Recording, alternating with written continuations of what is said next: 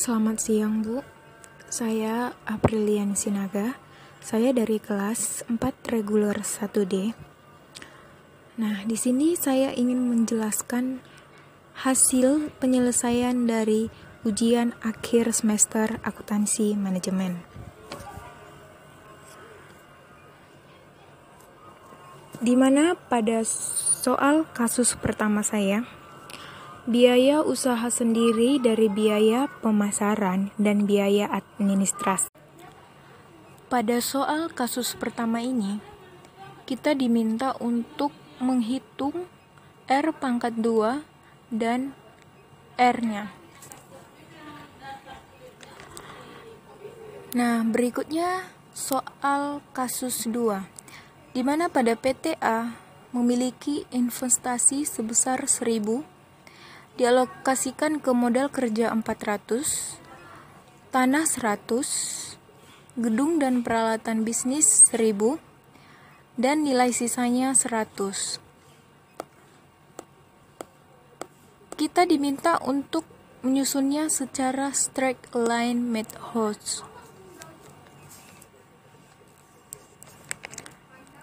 Berikutnya, pada PTB memiliki investasi sebesar 1.000, modal kerja 500, tanah 100, gedung dan peralatan bisnis 700. Nah, ini kita diminta menyusunnya secara sum of years digit methods dan nilai sisanya 100. Sekarang kita masuk ke penyelesaian kasus 1, di mana pada klasifikasi biaya overhead pabrik pada tabel ini, di mana terdapat X, Y, XY, X pangkat 2, dan Y pangkat 2. Untuk mencari XY ini, kita dapat dari X dikali Y. Sehingga kita ini memperoleh hasilnya. Dan berdasarkan perhitungan di atas dapat ditentukan hubungan antara aktivitas dengan biaya overhead pabrik yang dinyatakan dengan koefisien korelasi dan pengaruh aktivitas terhadap biaya overhead pabrik yang dinyatakan dalam koefisien determinasi atau R pangkat 2 yang dapat disajikan berikut ini. Dan ini hasilnya. Hasil R pangkat 2-nya adalah 147, 373, 152. Sehingga hasil yang diperoleh koefisien korelasi atau R yaitu 147, 373, 152. Yang artinya tingkat keeratan hubungan antara biaya overhead dengan unit output yang diperoleh atau X sebesar 147, 737, 152 dan koefisien determinasi atau R pangkat 2 yang artinya biaya overhead dipengaruhi oleh unit yang diproduksi sebesar 21.718, 846, 143. Sisanya dipengaruhi oleh variabel lainnya. Nah, selanjutnya kita masuk ke penyelesaian PTA. Pada langkah pertama, kita menghitung penyusutan harta tetap dan model penyusutannya straight line methods. Nilai harta tetapnya 1.100, nilai sisanya 100, maka disusutkan menjadi 1.000. Jumlah angka tahun 15. Besarnya penyusutan tiap tahun. Tahun pertama penyusutannya 333, tahun kedua 266, tahun ketiga 200, tahun keempat 133, dan tahun kelima 66. Nah, berikutnya langkah kedua, kita menghitung beban bunga pinjaman. Nah, di sini sudah ada yang pertama, kita terlebih dahulu mencari anuitasnya, di mana anuitasnya yaitu 129,68 digenapkan dibulatkan menjadi 130. Untuk mencari angsuran, kita tinggal mengkurangkan 130 dikurang 167 pada bunga. Maka dapatlah angsuran pertama yaitu min 37. Sekarang kita masuk pada langkah ketiga. Di sini ada tabel proyeksi net cash inflow, di mana terdapat pendapatan, biaya operasional per kas, EBIT. EBIT dapat dari 1.200 dikurang 800. Depresiasi dapatnya dari penyusutan pada langkah pertama. Hasil penyusutan pada langkah pertama.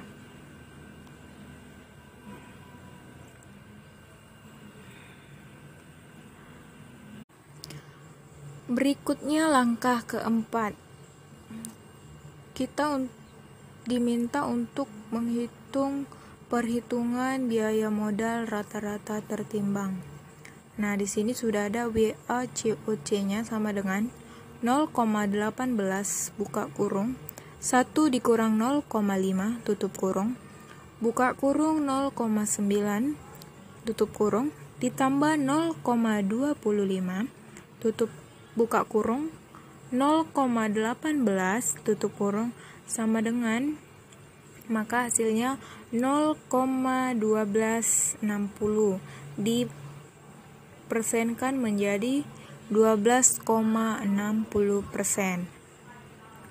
Maka diskon rate adalah besarnya biaya modal rata-rata tertimbang atau WACOC. Berikutnya langkah kelima, perhitungan net present value. Di mana di sini kita lihat tabel, ada net cash inflow, diskon faktor, diskon rate-nya tadi 12,60% dan present value-nya. Net cash inflow tinggal kita pindahkan saja dari sini tadi, net cash inflow pada proyeksi net cash inflow kita pindahkan. Karena diskon faktornya diskon rate-nya tadi 12,60%, kita masukkan ke sini. Untuk mencari diskon faktor pada tabel berikut, kita menggunakan rumus 1 dibagi buka kurung 1 ditambah diskon rate-nya tadi berapa? 12,60%. Kita masukkan, berarti 1 dibagi buka kurung 1 ditambah 12,60% tutup kurung pangkat 1.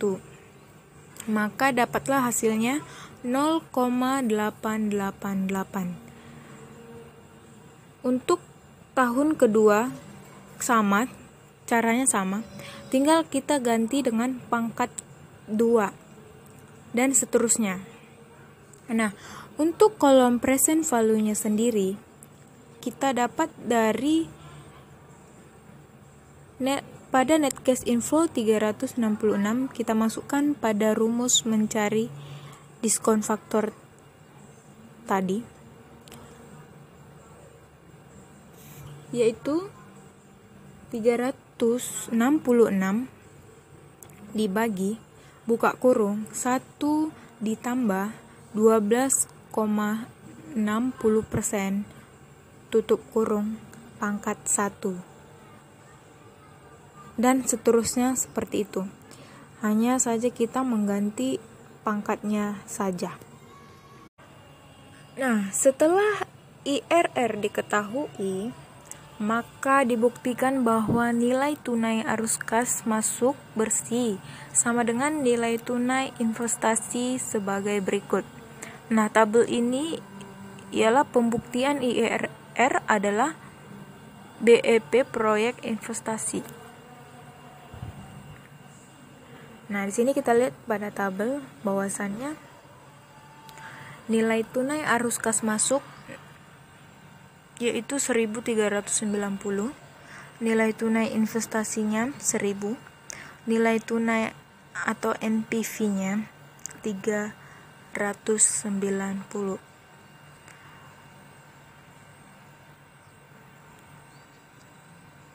Nah, mestinya 1.000. Hal itu terjadi karena pembulatan IRR dari 12,73761% menjadi 12,73%. Kemudian kita masuk ke langkah ke-7.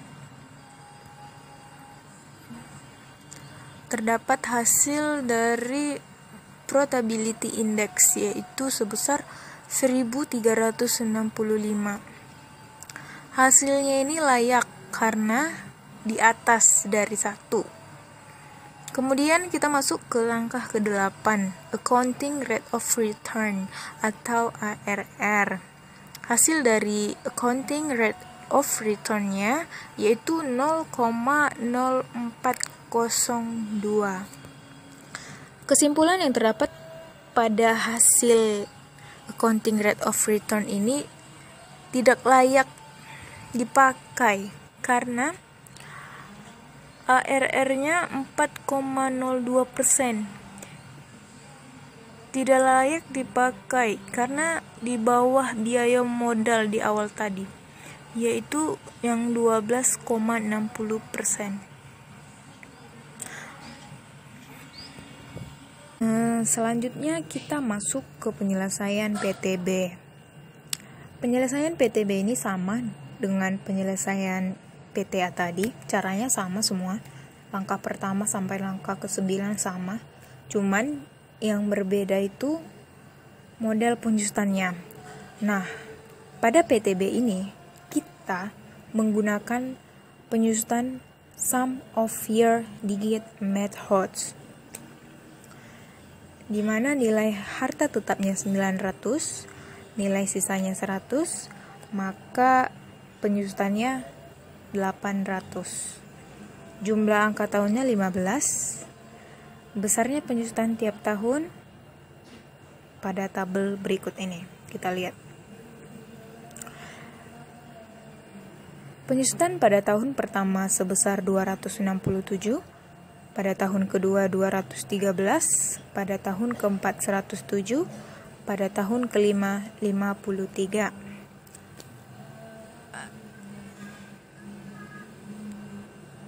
Sama, langkah kedua sama, cara mencarinya sama seperti pada PTA tersebut. Berikut.